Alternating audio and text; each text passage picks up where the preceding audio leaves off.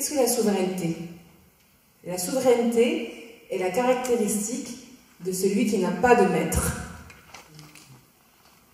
Et la grande idée lumineuse de la Révolution française, c'est d'ôter la souveraineté de la tête du monarque et de dire mais le souverain, c'est le peuple.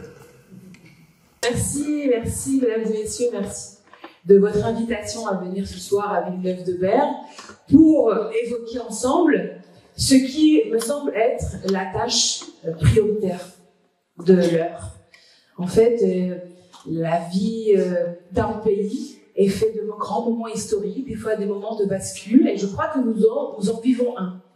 Voilà, je pense que nous ne pouvons pas continuer à nous intéresser à la politique ou à faire de la politique comme si de rien n'était dans ce cadre institutionnel-ci, qui est très singulier, très particulier, celui de la Constitution de 1958, parce que finalement, cette Constitution n'arrive pas aux standards démocratiques que nous, les Français, nous donnons pour nous-mêmes. Et je crois que le conflit des retraites a été une éducation à échelle de masse de cette réalité qui est absolument incontournable. Florence le disait, c'est vrai que la Ve République, elle a été critiquée de tout temps, depuis l'aube. En réalité, de 1958, il y a eu des critiques justes, en demeurant, et c'était, on oublie un peu 1958, un moment très particulier dans notre pays. Il y avait la guerre en Algérie, les parachutistes qui ne voulaient pas l'indépendance de l'Algérie avaient pris quand même possession de la Corse. Et lorsque le général de Gaulle a négocié son retour, il y avait quand même des paras qui, derrière, menaçaient d'un coup d'État. C'est aussi ce cadre-là, ce contexte-là, qui a aussi favorisé l'adoption d'une règle suprême par des voix assez singulières, puisque c'est un petit groupe d'hommes qui a rédigé la Constitution de 58, sous la dictée du général de Gaulle, coordonné par le ministre Debré. Et ce n'est pas, comme dans d'autres moments de l'histoire de notre pays, des cadres plus larges, comme une assemblée constituante ou comme l'Assemblée nationale qui se transforme en constituante, qui a produit cette constitution-là. Et c'est comme une sorte de tare originelle qu'il ne faut pas oublier et qui explique bien des choses. Dès 1962, le général de Gaulle dit qu'il vaudrait mieux que le président soit élu au suffrage universel. Et donc, il y a un nouveau référendum, et cette mesure-là est adoptée, avec, il faut le dire, quand même beaucoup moins de participation à l'élection de 1962, au référendum de 62 qu'en 1958, et avec une critique féroce, on l'oublie aussi, de la part non seulement de la gauche, parce que la gauche, et notamment le Parti communiste, et aussi des figures comme Pierre Mendès France, avaient été extrêmement critiques de la Ve République. Mais en 62, il y a aussi des secteurs de droite qui disent « Attention, vous êtes en train de créer un monstre ». C'était le cas, par exemple, de Gaston Monnerville, président du Sénat, qui avait dit, à propos de l'élection du président de la République au suffrage universel, il a dit « C'est une forfaiture ». Parce qu'on donnait à un homme seul, énormément de pouvoir gouvernant. En fait, le pouvoir gouvernant, c'est ce pouvoir de gouverner au quotidien, de prendre un tas de décisions. Mais on lui donnait des pouvoirs de gouverner sans contrepartie de responsabilité. La responsabilité politique, c'est une notion constitutionnelle. J'en parle devant le sénateur honoraire Testo, qui connaît ça. J'ai écorché le nom. Teston. Oui, pardon. Et qui connaît ça mieux que moi. Dans la plupart des pays démocratiques, les personnes qui gouvernent sont responsables. Qu'est-ce que ça veut dire? Ça veut dire qu'elles rendent des comptes. Par exemple, classiquement, le système britannique, vous avez un Premier ministre qui émane de la Chambre des communes et qui est responsable devant celle-ci. C'est-à-dire que la Chambre des communes peut dégager le Premier ministre. Voilà. Et parfois, ça va dans les deux sens. Le pouvoir exécutif peut aussi dissoudre, par exemple, le pouvoir législatif. Mais c'est en parallèle. C'est un face-à-face, en quelque sorte. En France, vous avez cette singularité que cet homme-là, cette fonction, le président de la République, vogue en l'air, comme ça, au-dessus d'absolument toutes les institutions, prend énormément de décisions, des décisions qui même vont au-delà du texte de la Constitution. Je rappelle par exemple que l'article 20 de la Constitution dit que c'est le Premier ministre qui détermine et conduit la politique de la nation. Est-ce que vous avez l'impression que c'est le Premier ministre qui détermine et conduit la politique de la nation? On est d'accord.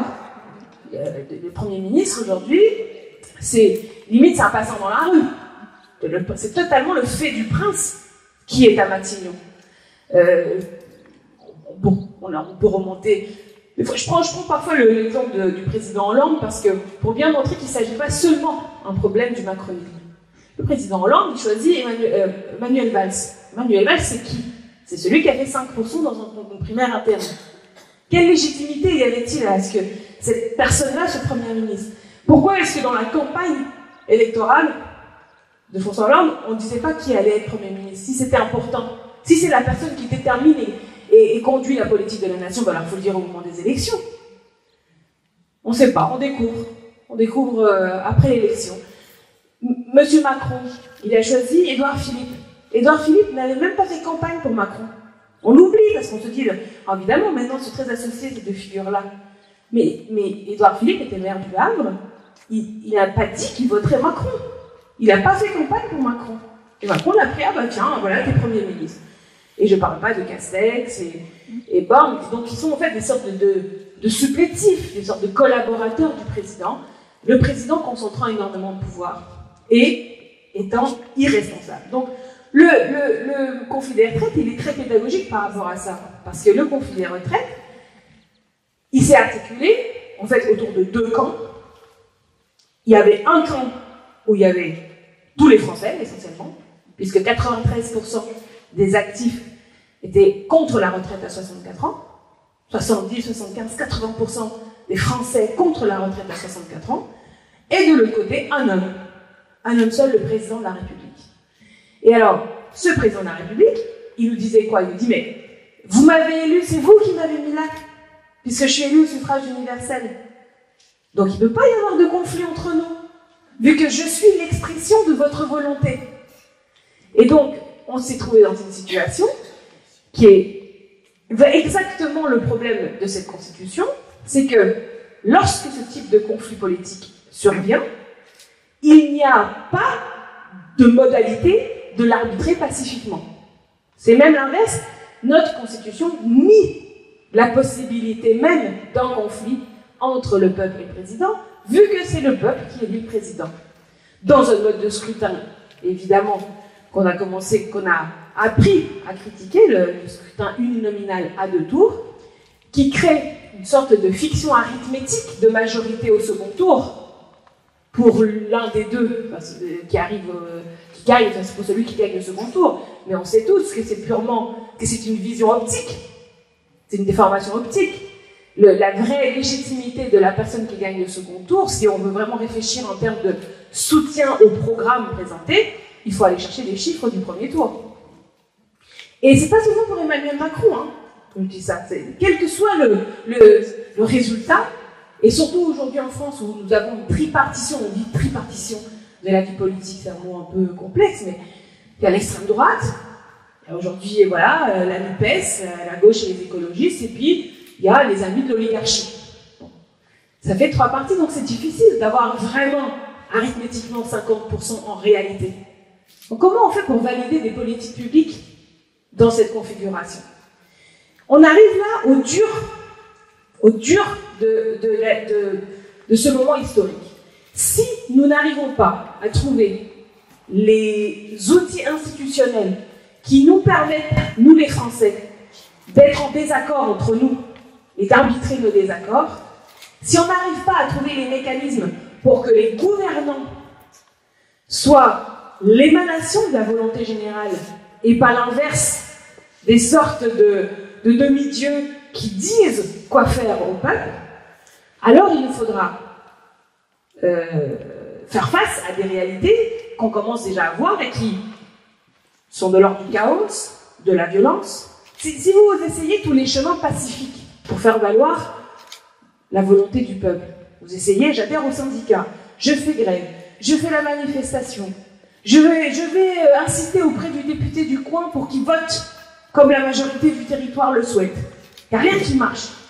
Parce que même quand le député, admettons, député de droite, qui certes, lui, il est plutôt pour allonger l'âge légal de départ à la retraite, mais il comprend bien, là, qu'en 2023, après le Covid, après tout ça, et bon, il se dit, ok, je me range à votre avis, je suis votre député, je voterai contre la retraite 64 ans. Eh ben, c'est même pas possible. C'est même pas possible. Parce que vous l'avez vu, le 16 mars, nous étions les 577 députés réunis dans cet hémicycle. Pour certains, nous, la NUPES, nous allions voter contre. Pour d'autres, ils allaient voter pour. Mais l'issue était incertaine. Ça se jouait à quelques voix près, à quelques unités près. Pourquoi? Parce que l'Élysée est minoritaire dans l'hémicycle désormais. Parce qu'il y a eu effectivement l'élection présidentielle du mois de mai, mais l'élection législative du mois de juin est venue apporter un rectificatif immédiat au résultat de mai. Et la réalité sortie des urnes de juin, c'est que l'Élysée est minoritaire dans l'hémicycle. Donc, les résultats étaient incertains, et donc, le président a convoqué un conseil des ministres et a enjoint la première ministre de rentrer dans cet hémicycle et dire, en vertu de l'article 49.3, blablabla, blablabla, j'annule le vote. Et le choc, si vous savez, le choc dans lequel étaient la plupart des députés, et je ne parle pas que de nous. Nous, à la limite, on avait prévu le coup, et on s'est dit, il y a quand même des chances qu'ils fassent cela, donc on avait prévu nos affichettes, avec écrit démocratie et 64 ans c'est non, et on avait prévu de chanter la Marseillaise. Parce qu'on s'est dit, dans des moments pareils, il faut faire appel à l'histoire républicaine du pays, à ces grands symboles de liberté, voilà, de démocratie. On s'est dit, la Marseillaise, ça symbolise cette dignité, la gravité du moment. Mais vous auriez vu les députés macronistes, mais ils étaient défaits. Puisque ça faisait 3 semaines qu'ils expliquaient sur tous les plateaux que c'est à cause de nous qu'on n'avait pas voté. Rappelez-vous, il y a l'obstruction, nanana, nanana. Donc ils disaient, nous on veut voter, et puis 10 minutes avant, le président siffle la fin de la partie. Donc, les citoyens, quand on essaye de passer pacifiquement, avec les outils dont nous disposons dans un système démocratique, et que ça ne marche pas, bah donc il ne faut pas être surpris lorsqu'après certains passent à des méthodes violentes. C'est belligène, ce système-là. Ça produit du chaos. Et ça doit nous alerter toutes et tous, les authentiques démocrates et les authentiques républicains. Florence l'a dit, j'anime à l'Assemblée nationale un groupe de députés qui s'est donné comme tâche, en gros, de préparer ce passage à la 6e République. C'est l'intergroupe NUPES sur la 6e République. Donc, nous faisons des auditions. Nous procédons par audition. Et à la toute première audition, au mois de mars, on a interrogé un professeur de sciences politiques, Loïc Blondiot, qui nous a rappelé une phrase d'Albert Camus, que depuis je sors à toutes les sauces, parce que c'est vrai qu'elle m'a apparu tellement évidente. Albert Camus a dit « Lorsque la démocratie est malade, le fascisme vient à son chevet, mais ce n'est pas pour prendre de ses nouvelles. » Et voilà, c'est là où nous en sommes, aujourd'hui, exactement à cet endroit-là. Et c'est pour ça que c'est très important de faire cette réunion. C'est pour ça que c'est très important d'animer le débat constitutionnel au niveau du terrain, au niveau de vraiment des citoyens dans toute la capillarité du pays. Parce que c'est la tâche de l'heure, c'est notre tâche historique.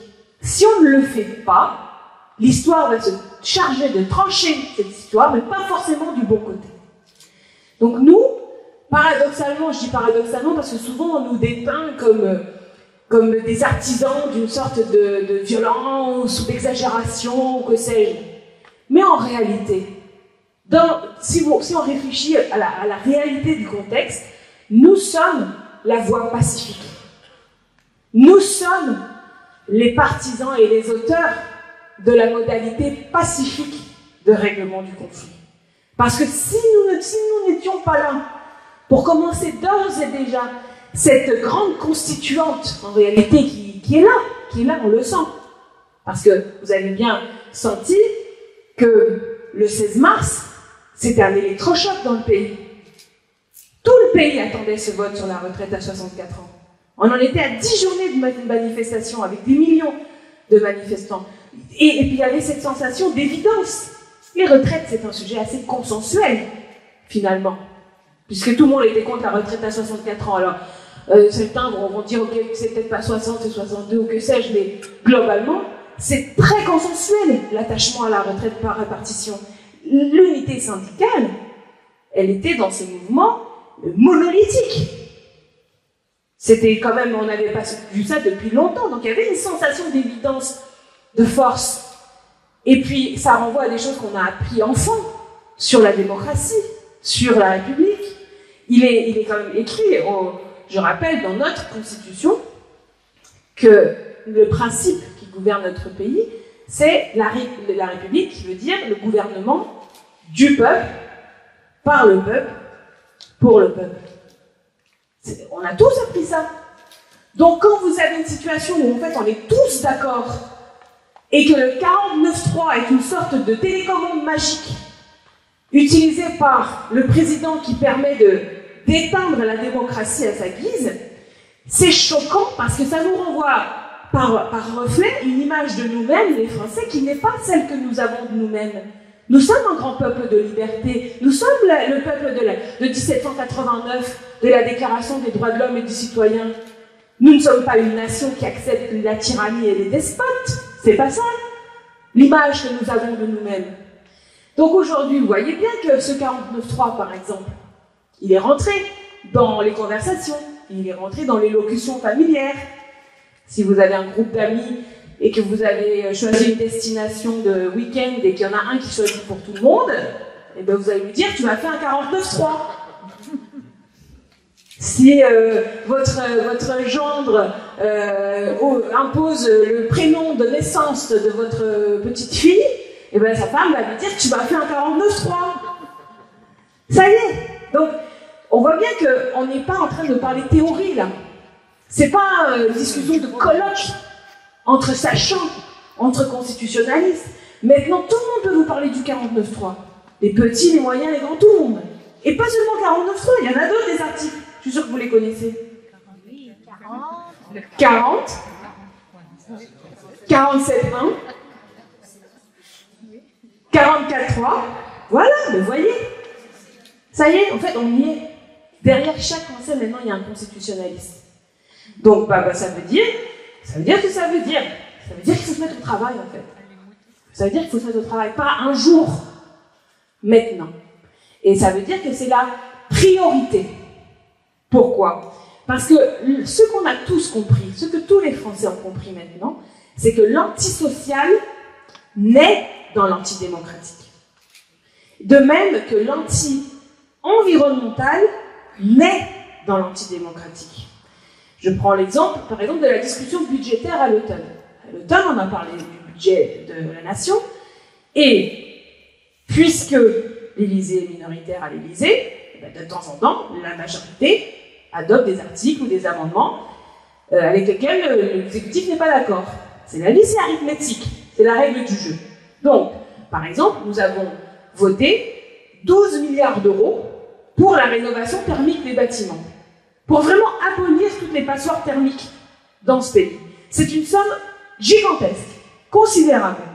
Une somme qui, pour une fois, permet sérieusement d'envisager réellement la lutte contre le réchauffement climatique. C'est une mesure de bon sens, on est d'accord. On avait dit pareil, 3 milliards sur le rail. Il fait 30 degrés, il y a des incendies partout.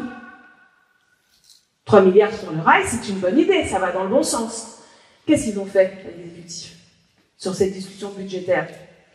49.3. Donc, on va jouer combien de fois comme ça?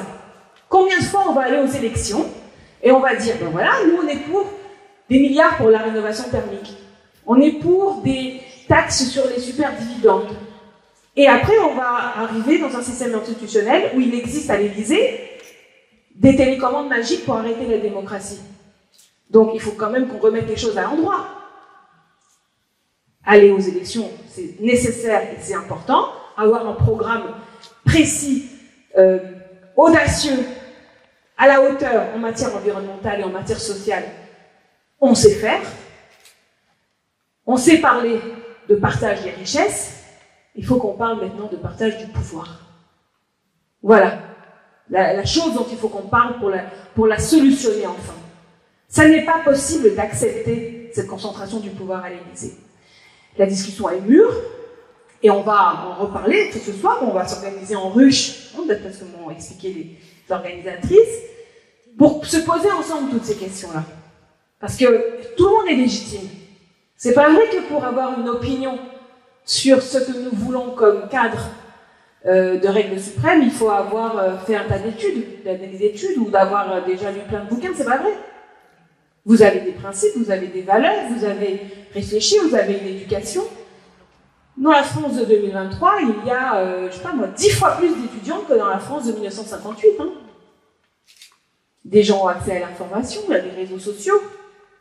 Et puis si on vous pose une question, vous allez essayer de piocher en vous-même et trouver une réponse. Je pose une question. Faut-il encore un président de la République ?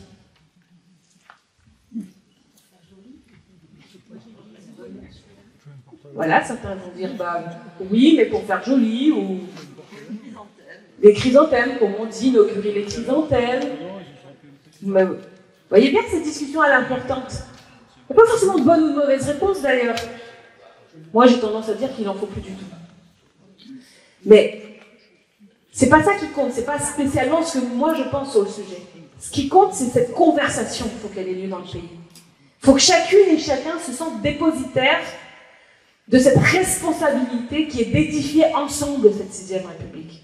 En quelque sorte, la monarchie présidentielle, cette 5e République, ça y est, elle est enterrée.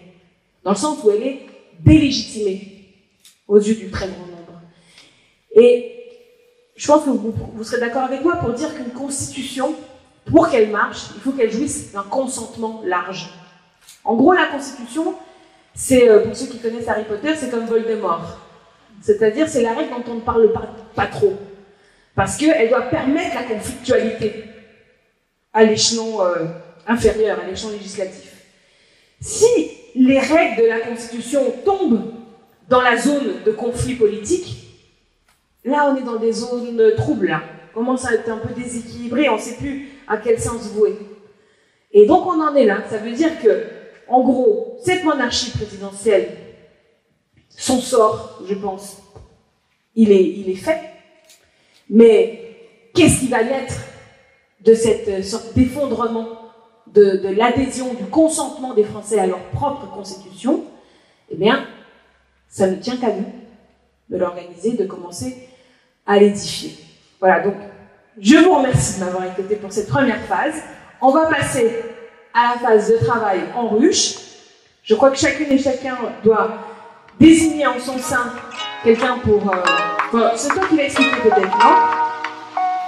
Bon, je laisse Laurence expliquer et on se retrouve tout à l'heure. Je vous remercie de m'avoir écouté.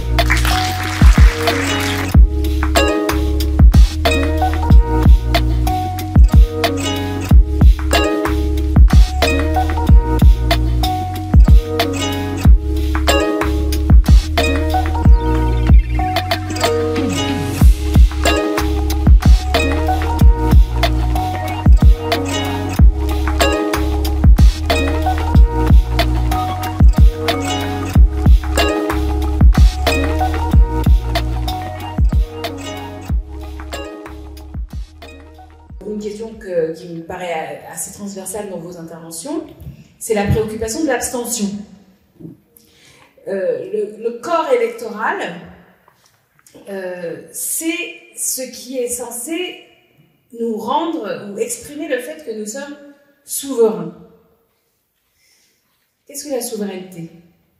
La souveraineté est la caractéristique de celui qui n'a pas de maître. Et la grande idée lumineuse de la Révolution française, c'est doter la souveraineté de la tête du monarque, et de dire, mais le souverain, c'est le peuple. C'est cette idée-là qui nous guide et qui, je pense, est encore très vivante dans notre aspiration démocratique. C'est l'idée souveraine. Mais alors, ça veut dire qu'en tant que tout, en tant que collectivité, en tant que peuple, il faut bien que nous nous exprimions politiquement. Mais cet exercice-là, est-ce qu'il est aussi efficace, aussi réel, lorsque tout le monde ne vient pas le jour de la décision.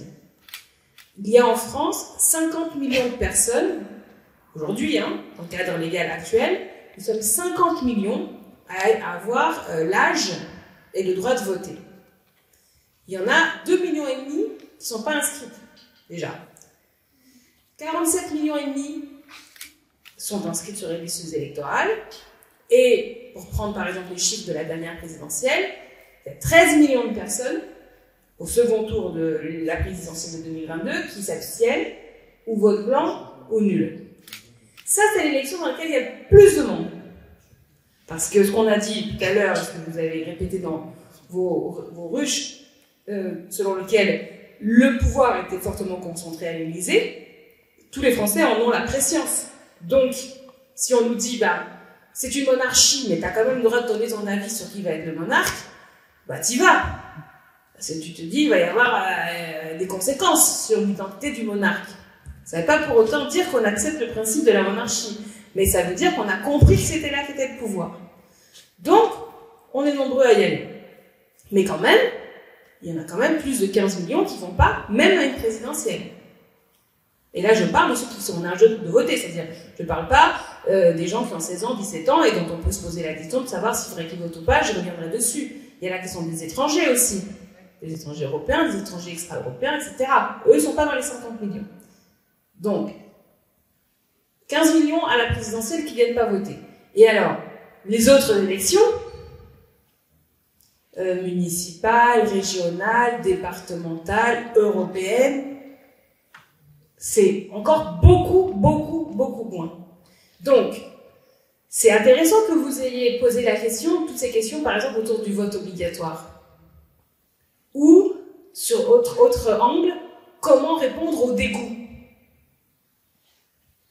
Parce que ça veut dire que vous avez quand même la conscience qu'il vaut mieux que le souverain soit totalement présent au rendez-vous et qu'on ne peut pas se satisfaire de l'absence d'une partie du corps électoral. Il y en a qui sont satisfaits, Il y en a pour qui ça ne pose strictement aucun problème de désigner des gouvernants ou des élus dans des océans d'abstention. Ils disent, vous n'aviez qu'à venir. Vous n'êtes pas venus, tant pis pour vous. Je note dans ce que vous avez dit que ça vous intéresse, cette idée qu'on soit quand même tous là. Et moi, je suis d'accord avec ça. Voilà, je pense que si on dit corps électoral, c'est bien parce que ça signifie quelque chose de collectif. Et même, j'irai plus loin, on a une vision du droit de vote qui est une vision, à mon avis à tort, conçue comme un droit purement individuel. Mais si vous y réfléchissez bien, si vous allez voter, vous, tel jour, telle heure pour tel sujet, vous, tel jour, telle heure pour un autre sujet, et vous encore pour un autre sujet, votre droit de vote individuel, il ne signifie rien. Donc le droit de vote est certes individuel, mais en réalité, son exercice ne peut être que collectif. C'est donc un droit collectif aussi, qu'il faut défendre en tant que tel. Et il faut sortir de cette idée que ce serait acquis, cette histoire de droit de vote. Non, quand il y a des océans d'abstention, quand les gens ont été expulsés de la vie civique, par exemple par le dégoût et les trahisons successives, ça veut dire qu'en vérité, le souverain ne l'est plus tout à fait. Parce que le corps ne s'avance pas comme un corps vers l'urne, il s'avance, il manque un bras, il manque une jambe, il s'avance, c'est un zombie. Donc nous, on veut que le corps soit au complet. Ça, c'est une très belle problématique, celle-ci. Très belle problématique.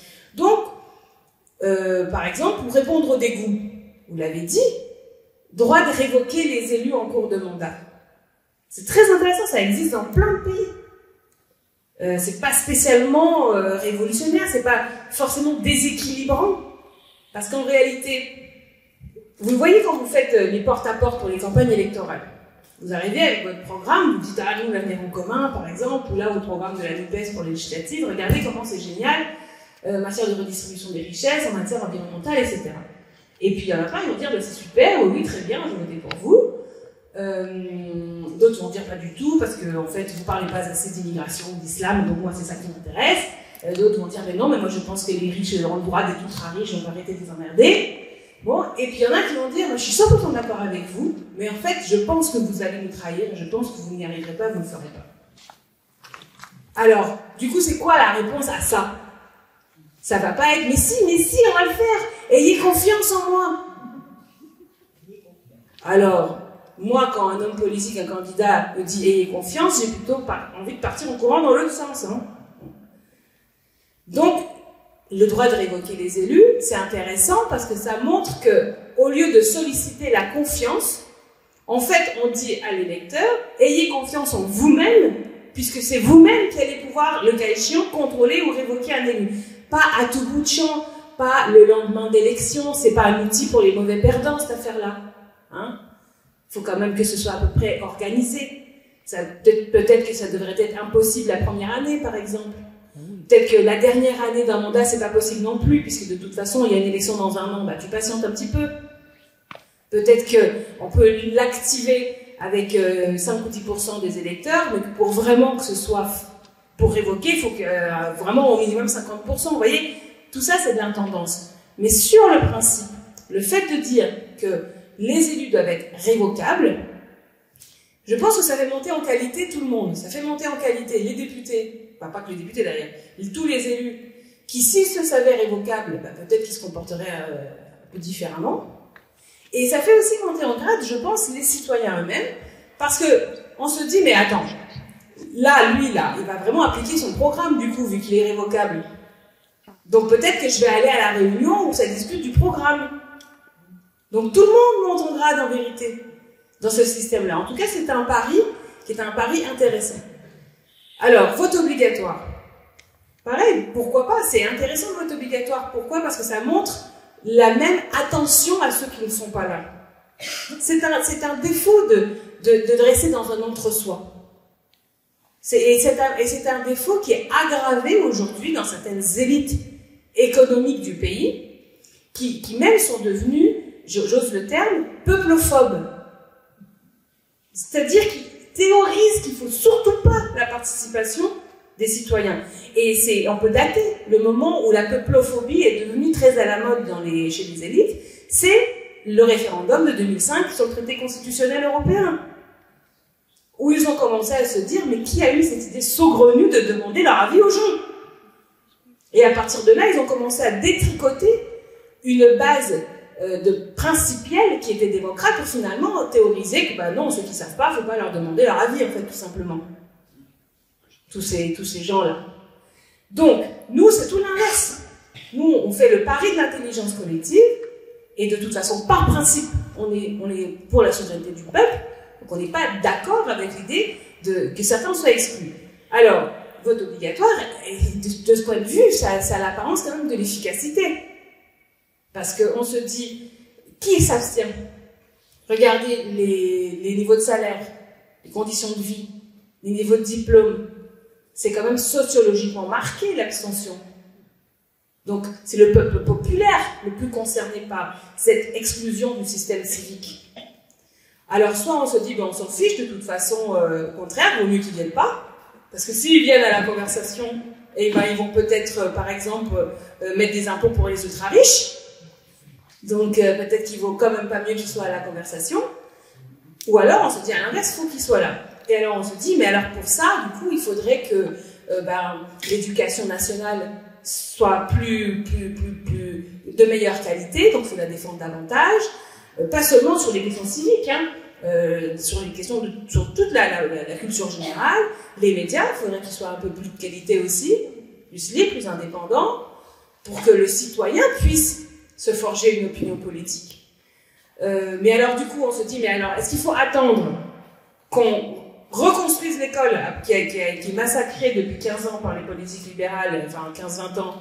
Est-ce qu'il faut attendre qu'on nationalise TF1 ou que sais-je, pour à la fin qu'une génération ou des générations nouvelles arrivent à des niveaux de citoyenneté qu'ils aient envie de voter? Ou alors est-ce qu'on ne dit pas juste, bon bah, c'est obligatoire?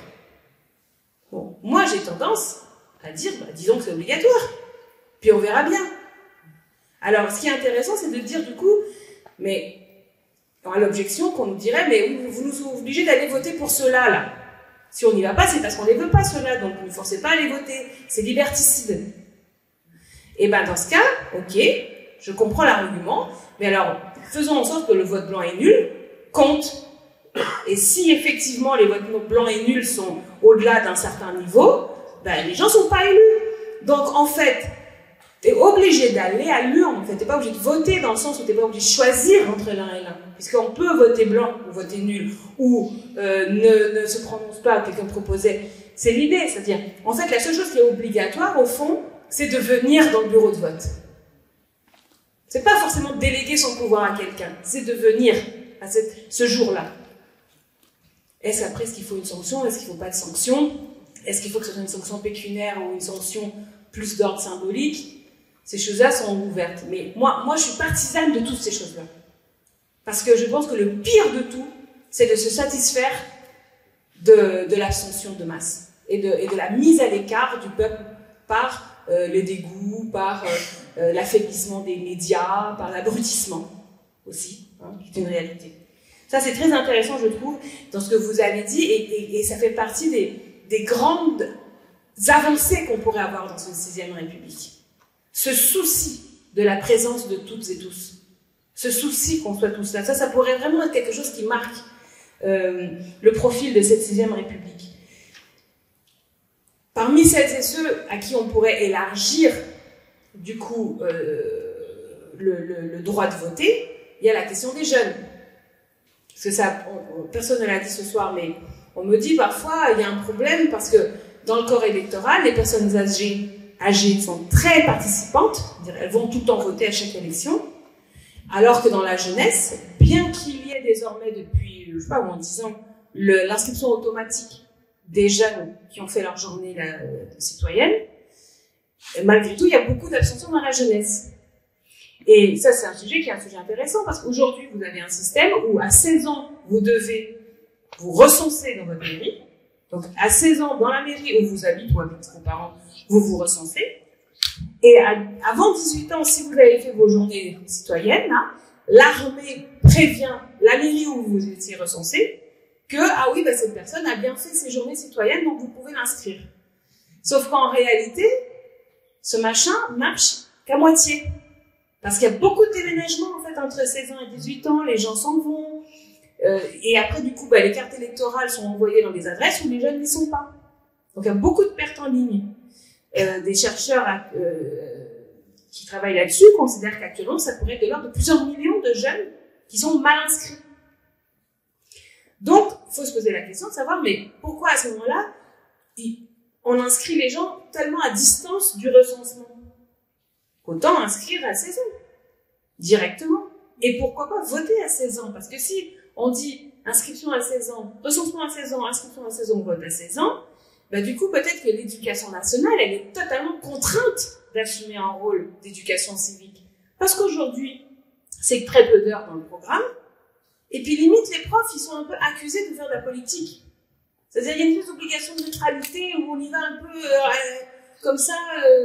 Est-ce qu'on parle politique vraiment tout de go aux jeunes, etc. Si c'est un vote à 16 ans, l'éducation nationale est obligée de prendre cette tâche à bras-le-corps.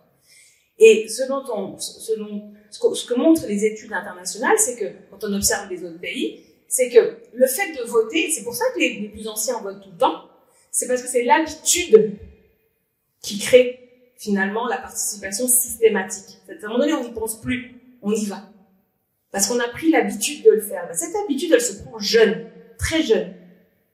C'est pour ça que ça plaide pour le vote à 16 ans. Je sais que ça fait un peu peur. Moi, j'ai fait, en Seine-Saint-Denis, j'ai fait un audit de l'abstention dans les quartiers les plus pauvres et dans lesquels il y avait le plus d'abstention.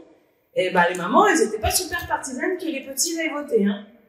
Ils disaient, mes enfants, ils vont faire n'importe quoi. Mais, après, il y avait un ado qui rentrait dans le salon et il y avait une petite conversation et le jeune, il plaidait sa cause en disant, ok, bah, moi, je vais aller voter. Et puis, du coup, les parents, ils disaient, ah bon, mais t'as envie d'aller voter? Ah bon, mais très bien, ok, d'accord. Ils étaient convaincus. C'est finalement, on se méfie, on dit, ah, ils sont pas préparés, etc. Mais on disait un peu pareil des femmes, avant le vote des femmes. C'était un peu le même argument, quand même. Et pour le vote à 18 ans, absolument, tout à fait, le passage exactement. Donc, ça, un outil. Et alors, il y a quelques auteurs qui proposent une limite d'âge. Certains auteurs proposent que nous n'ayons pas le droit de voter au-delà de 70 ans, mettons, 75 ans. Moi, je suis pas d'accord. Et bah, Papy, à 94 ans, je suis désolée. Je propose pas de soumettre cette proposition au vote. Bon, moi, fondamentalement, je suis hostile à cette idée. Voilà. Non, mais je pense qu'on ne peut pas commencer à créer des catégories. On est citoyens, on n'est pas. Non, mais oui. On peut élargir le corps électoral de façon à rééquilibrer démographiquement. Par exemple, si c'est l'intérêt du vote à 16 ans. Mais après, de là à dire aux gens, bah non, soudainement, t'es plus un citoyen avec un âge arbitraire, plus nécessairement arbitraire, ça va pas du tout. Voilà.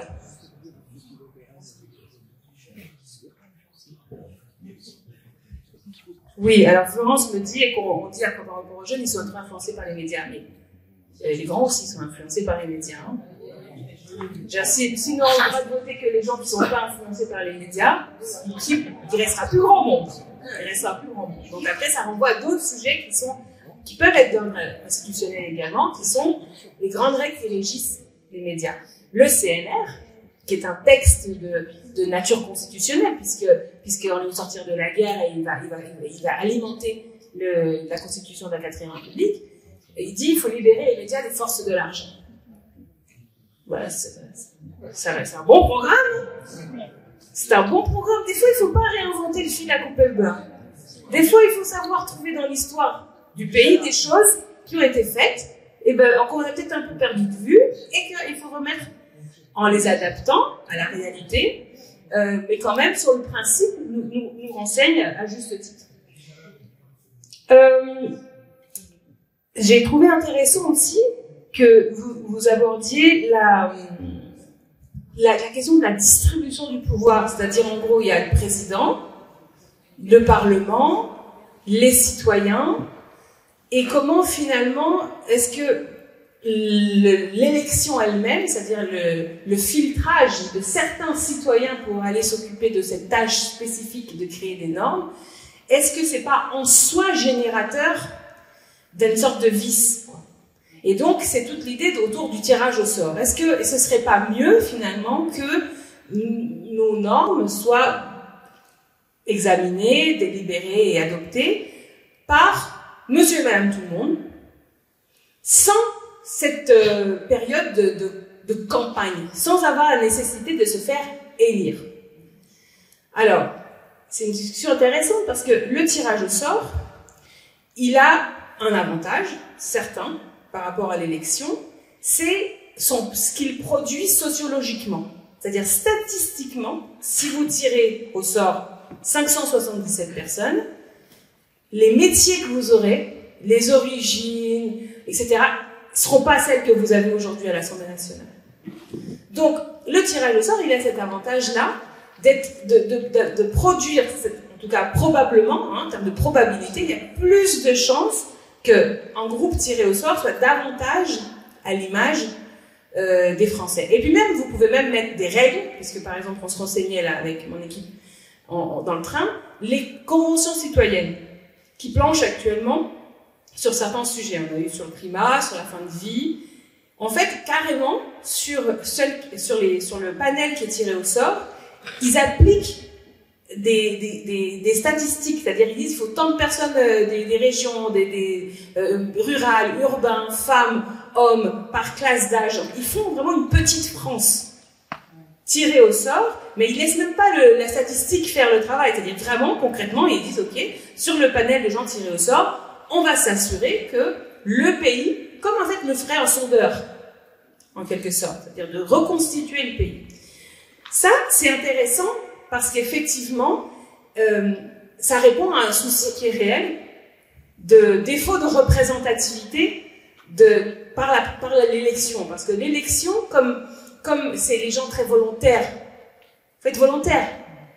Vous savez comment ça se passe, hein, y a des élus ici dans la salle. Au début, alors, on choisit un peu son camp, on est de droite, on est de gauche. Bon, alors, admettons, je suis de gauche. Après, on choisit un peu son parti. Donc, on dit, ok, bah, l'intérêt général, c'est que ce soit les insoumis, mettons, qui soient élus plutôt que d'autres partis de la gauche. Et puis après, on se dit, mais chez les insoumis, quand même, l'intérêt général, ce serait que ce soit moi, la personne qui va. Donc, bon. Et en fait, finalement, Et puis les autres, ils sont contents, ils disent bah vas-y, bah oui, bien sûr, vas-y toi, etc. Donc ça s'alimente comme ça. Et puis c'est les plus volontaires.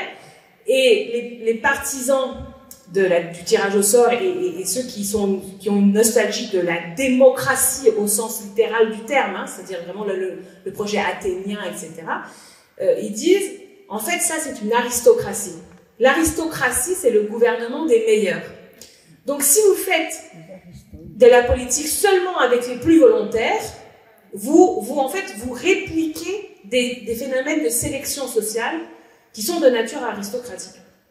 Bon, ok, j'entends, j'intègre.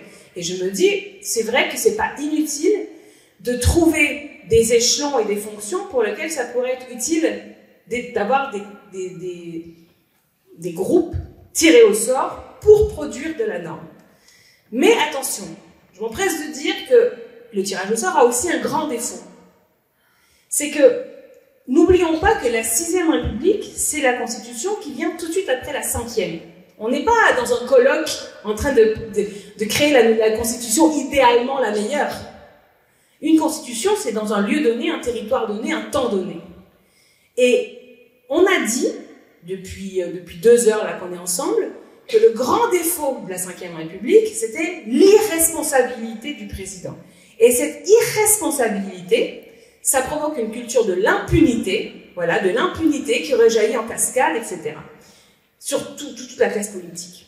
Sauf que si vous voulez mettre de la responsabilité, et je pense que c'est très important, je pense que si on veut vraiment que les dégoûtés reviennent à la conversation, si on veut vraiment que le peuple soit souverain, il faut qu'en fait les gens, quand ils se présentent sur un programme, ben derrière ils rendent des comptes sur ce programme. Mais ça marche pas avec quelqu'un qui a été choisi par un ordinateur, parce qu'il ne vous doit rien.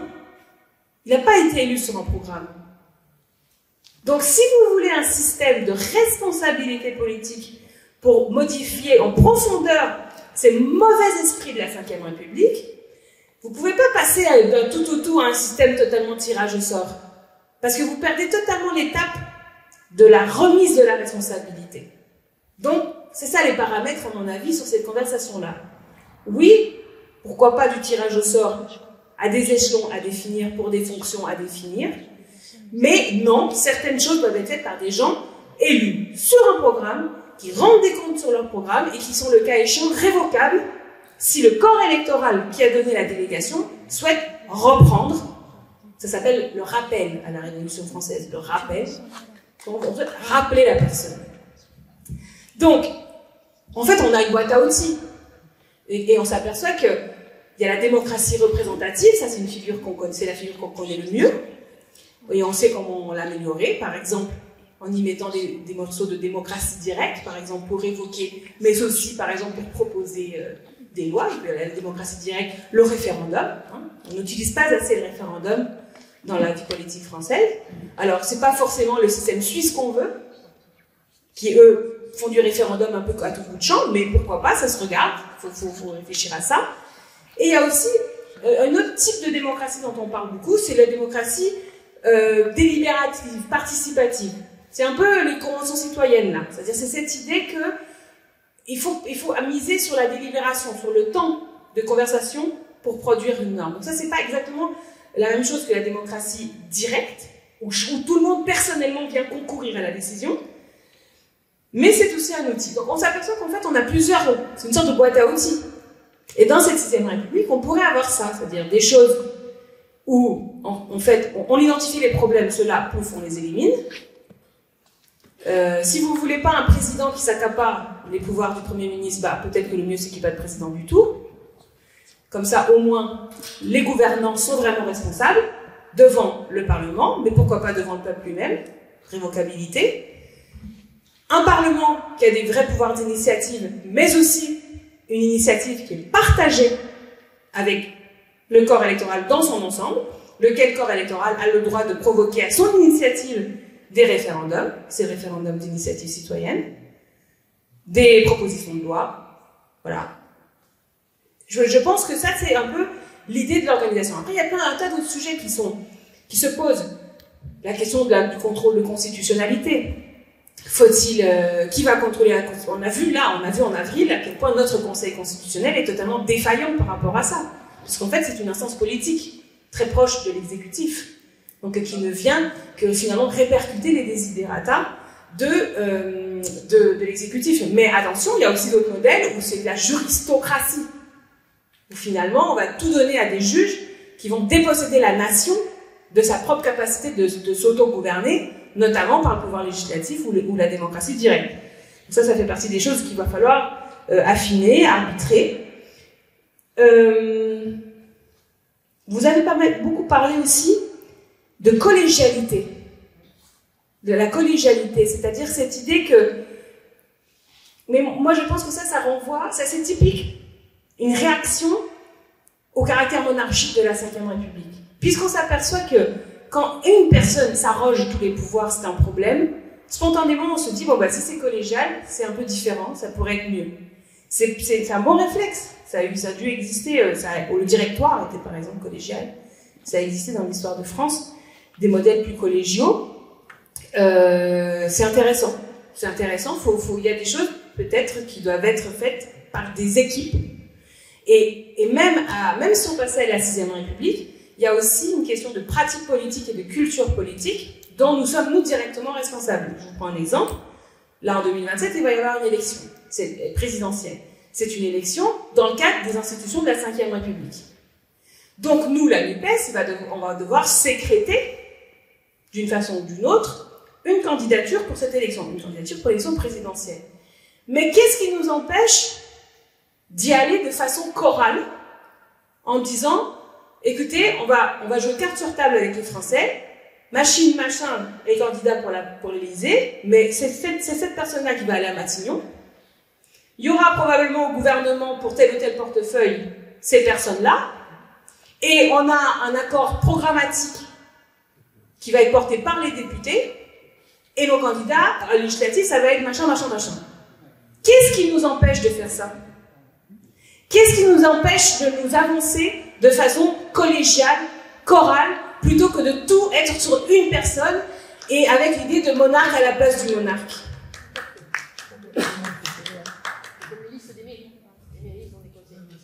Voilà, donc ça, il me semble que c'est quelque chose sur lequel il n'y a pas besoin d'attendre la Sixième République pour ça, mais si on le fait, on gagne en crédibilité et en appétence chez nos compatriotes dans cette idée de passer à la Sixième République. Je terminerai sur un point, c'est que il y a en France, depuis... Alors, parmi les personnes que nous avons auditionnées là, à l'Assemblée nationale, dans ce groupe de travail, il y a un essayiste qui s'appelle Alphée Roche-Noël, qui a un livre qui s'appelle « La France contre le monarque » et qui va au Moyen-Âge, vraiment aux racines très ancestrales de la France, et il raconte comment il y a toujours eu une sorte de mouvement pendulaire entre des tentations de de capter le pouvoir, et en même temps une contestation de ce pouvoir unique central par des figures plus horizontales, par exemple la commune,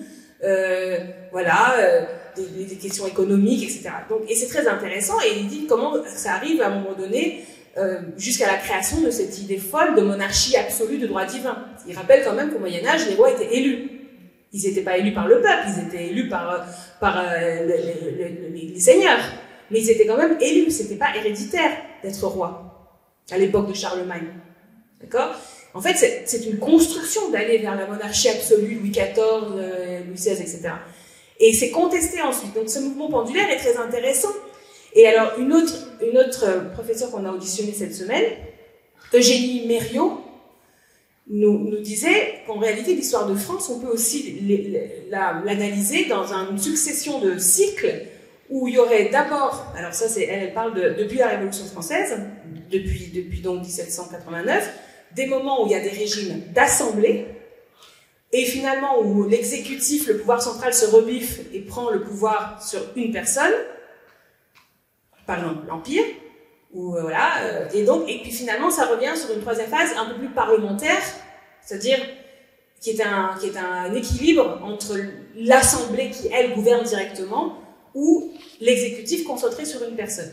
Donc si on réfléchit à notre propre histoire dans cette dynamique-là, eh ben, on s'aperçoit qu'il y a toujours eu dans notre pays, depuis la Révolution française, des courants politiques organisés organisée le cas échéant militairement, hein, comme pendant la guerre civile de la Révolution française, pour refuser cette idée de souveraineté populaire, pour refuser que la nation française ait comme conception une conception civique. Et donc, ces forces-là, ces forces qui ont tenté pendant très très longtemps de rétablir la monarchie, ou qui ont fait l'Empire, ou qui ensuite ont fait le pétainisme, etc. Ces forces-là, elles existent encore dans notre pays. Elles existent encore. Et l'extrême droite en particulier, elle est césariste, elle est bonapartiste, elle est pour la concentration entre les mains d'un pouvoir fort. Donc quand l'extrême droite dit qu'elle est pour la souveraineté, par exemple, ben non, c'est faux. Elle est pour les frontières, c'est-à-dire elle est pour la souveraineté interétatique, ou ok, on respecte nos frontières, ou alors la France par rapport, mettons, à la supranationalité, l'Europe, etc. Mais elle n'est pas pour la souveraineté des Français, l'extrême droite. Elle est pour que tous les Français donnent leur pouvoir à une personne. En l'occurrence, maintenant, c'est Marine Le Pen. Eux sont pour être monarques à la place du monarque. Donc, ce qui est intéressant dans tout ce que vous venez de dire ici, c'est que là, pour l'instant, on a peu parlé. On a peu parlé de droits sociaux, de droits environnementaux, etc. Et je terminerai dessus tout à l'heure. Mais ce qui est certain, c'est que si ce que vous avez dit reflète ce que pensent les gens au-delà de la gauche, alors ça veut dire que vous êtes, avec vos propositions, en mesure de prendre des voix à l'extrême droite. Parce que l'extrême droite n'est pas celle qui apportera les solutions à la crise de régime que nous vivons. Parce que leur seul objectif, c'est d'être monarque à la place du monarque. Et nous voulons abolir la monarchie présidentielle, qui est un autre projet. Donc là-dessus aussi, nous sommes en concurrence. Mais cette conversation qu'on vient d'avoir est une façon d'aller chercher des voix. En disant aux gens, vous n'êtes pas d'accord, vous voulez les révoquer, c'est nous qui sommes pour le droit de révoquer. L'extrême droite n'est pas pour le droit de révoquer. Ils ne sont pas pour que le vote blanc puisse annuler une élection. Hein, ils disent qu'il faut connaître le vote blanc, mais le compter, quoi. Voilà. C'est bon, c'est déjà dans la loi, on les compte. On s'en fiche, ce qu'on veut, c'est que ça ait de l'efficacité. L'extrême droite n'est pas pour ça. Elle n'est pas pour retirer du pouvoir au président. Tu penses bien. L'autre jour, à une conférence des présidents à l'Assemblée nationale, lorsqu'a été discuté l'article 40, Marine Le Pen a dit oui, quand même, il faut respecter l'article 40, mais elle a très très bien compris l'intérêt de pouvoir museler une opposition en lui interdisant de déposer des propositions de loi. Marine Le Pen, elle a tout compris. C'est Cyrielle Châtelain, la présidente du groupe écolo, qui m'a raconté ça. C'est glaçant. C'est glaçant. Donc, là-dessus, il ne faut pas qu'on soit naïf. Hein. Il y a une conception civique de la nation qui est dominante en France depuis 230 ans et qui est, je pense, encore majoritaire dans le pays et qui est nourrie par une tradition républicaine dont nous sommes les héritiers, mais elle est contestée par les tenants d'une conception ethnique de la nation. Et le moment venu, cette grande conversation et ce grand conflit s'énoncera politiquement dans des termes très clairs. Et il va falloir choisir si nous voulons une nation civique ou une nation ethnique. Ça aussi, c'est quelque chose qui est à l'ordre du jour. Si nous voulons une nation civique, ça veut dire que derrière le mot civique, derrière le mot citoyen, il doit vraiment avoir le mot pouvoir. Alors, on n'est pas là que pour donner des pouvoirs à d'autres. On est là pour exercer un pouvoir dont nous sommes les titulaires légitimes. Alors, sur les droits, il y a énormément de choses à inventer sur les déclarations de droits. Déclarations de droits nouvelles. On a quand même des choses à arbitrer. Vous avez aujourd'hui des droits. Alors, on a un héritage. Hein, on a un héritage important. D'ailleurs, dans les conflits qui ont existé jusqu'au 19e siècle sur la forme monarchique ou républicaine de nos institutions, il y a un moment donné, en 1875, où ils ont adopté ce qu'on appelle la clause d'éternité. C'est-à-dire, en fait, il est écrit dans les constitutions que la forme républicaine de notre constitution ne peut pas être mise en cause. Donc, par exemple, vous avez dans la constitution des mécanismes pour réviser la constitution, mais vous ne pouvez pas remettre en cause le caractère républicain du régime. C'est la clause d'éternité. Est-ce qu'on inclura la clause d'éternité comme un cadre pour la constituante? Pourquoi pas? si c'est le fruit d'un large consensus national qu'on ne veut pas remettre en cause le caractère républicain de notre régime, pourquoi pas? Mais attention, on ne peut pas non plus commencer à tout écrire d'avance en disant voilà, vous pouvez toucher à ça et pas à ça. Parce que la constituante, à un moment donné aussi, il faut qu'elle librement travaille, et puis en bout de course, c'est quand même un référendum qui adopte ou rejette. C'est quand même les Français. C'est arrivé hein, que des produits d'une constituante soient rejetés. À la Libération notamment. Au Chili, récemment. D'accord? Donc, nous devons avoir à cœur le fait que l'Assemblée constituante travaille bien, travaille avec un certain temps. Ces choses-là ne peuvent pas être faites comme ça du jour au lendemain. Et puis, il y aura une sorte de conflit de légitimité entre un gouvernement, le dernier gouvernement de la Ve République, la dernière Assemblée nationale élue avec le mode de scrutin de la Ve République, qui aura la plénitude de la légitimité institutionnelle parce qu'elle aura été sécrétée par les normes en vigueur, mais cette constituante, comme elle sera déjà en train de travailler, déjà en train de libérer, déjà en train d'inventer, elle va rétro-éclairer les décisions politiques avec ses grandes novations, ses grands principes, et ça va être intéressant aussi. Mais ça va durer qu'un temps, parce qu'à la fin, il y aura le produit final. Il faudra que la constituante elle soit très très articulée avec la société, que les communes, il y ait des débats partout, comme vous l'avez fait ce soir. Voilà. Et que ça alimente les travaux de la constituante, qu'il ne faut pas qu'elle se plante. Hein. Je regarde l'exemple chilien avec quand même beaucoup ça me fait beaucoup réfléchir. Pas la peine de pédaler 15 000 km en avance de tout le monde. On n'est pas là pour être maximaliste. On est là pour être dans le centre de gravité de ce que veulent les Français. Donc, il faut bien le jauger, il faut bien travailler. Les lois constitutionnelles, selon moi, ne doivent pas être adoptées ric-rac. Il faut vraiment qu'il y ait du consentement. Pas 100%, ça n'existe pas. Dans toute société démocratique, il y a des conflits. Mais on ne peut pas non plus passer en force ou passer ric-rac. Ça, voilà, ça remet 100 balles dans la machine. Et puis d'ailleurs, on peut prévoir un article qui dit, au bout de 20 ans, il y a une constituante nouvelle. Ou en tout cas, prévoir la façon de convoquer une constituante. Pour que ce soit intégré dans la constitution nouvelle, que les générations suivantes ne sont pas ad vitam aeternam contraintes par la constitution d'avant, comme c'est nous le cas avec la Ve République, qui est là depuis 65 ans, mais qui malgré tout a été révisée déjà 24 fois, ce qui est bien la preuve que quelque part, ça ne va pas non plus. Bon. Voilà, écoutez, j'espère avoir à peu près, non pas donné des réponses à toutes vos questions, parce que ce n'est pas mon rôle. Mon rôle, c'est pas de fermer les portes, mais c'est à partir de ce que vous avez vous-même produit, essayer d'amener des éléments de référence, des éléments pour qu'on continue à se forger cette opinion, ce programme constitutionnel au fond, qui est un programme qui est différent que le programme de gouvernement. Le programme constitutionnel, c'est différent. Dans nos différents partis, on n'en a pas. Il n'y a pas un seul parti de France qui a un programme constitutionnel. Donc ça fait partie des tâches aussi. Et moi, je suis très heureuse de pouvoir contribuer à ce travail, non seulement à l'Assemblée nationale, mais aussi par ce genre de soirée. Et vraiment, vraiment, merci beaucoup. Merci Florence, merci les camarades, merci à toutes et tous pour la participation. Et puis j'espère que vous-même, vous aurez le goût de continuer à faire ce genre d'exercice chez vous. Et le temps qu'il faudra pour qu'on y arrive, et je pense qu'on y arrivera. Voilà. Nous verrons, nous, de notre vivant, cette 6e République advenir.